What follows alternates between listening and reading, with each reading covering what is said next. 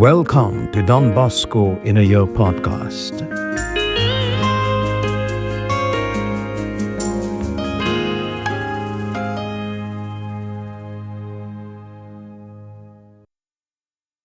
Day 24. Amusements and Recreation. The game known as Bara Rota was the most popular game we played. I used to play it in the beginning, but since this game was very similar to those acrobatics which I had absolutely renounced, I wanted to give this up too. There was another game called Tarot, which was permitted on certain days, and for a while I also played this game. Even here, sweetness and bitterness intermingled. I was not a great player, but I was rather lucky and nearly always won. At the end of a game, my hands would be full of money. But seeing how distressed my companions were at losing, it made me more miserable than they.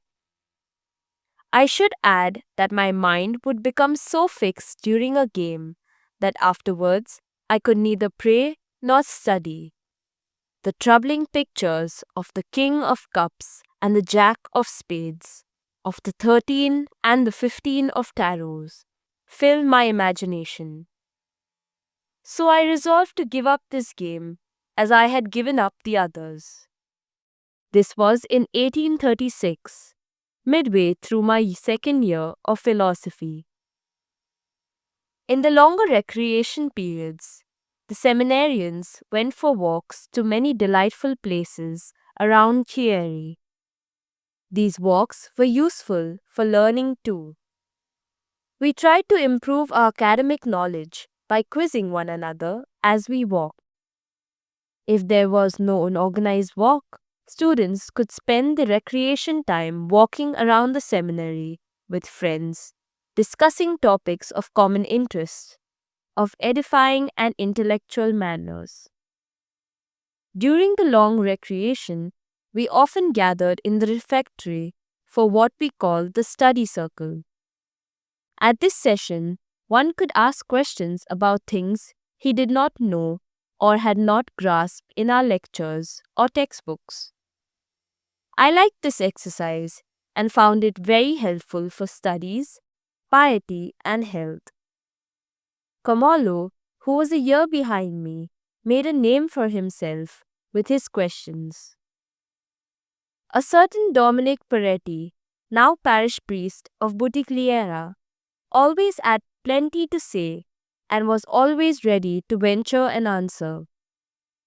Gaigliano was a good listener and limited himself to an occasional interjection. I was president and judge of last appeal. Sometimes it happened in our friendly discussions that certain questions were asked or problems of knowledge raised that nobody was able to answer adequately. In these cases, we divided up the problems. Each one was responsible for looking up the parts assigned to him before the next meeting. Comolo often interrupted my recreation time, leading me by the sleeve of my cassock and telling me to come along with him to the chapel. There, we would make a visit to the Blessed Sacrament for the dying, saying the Rosary or the little office of Our Lady for the souls in purgatory.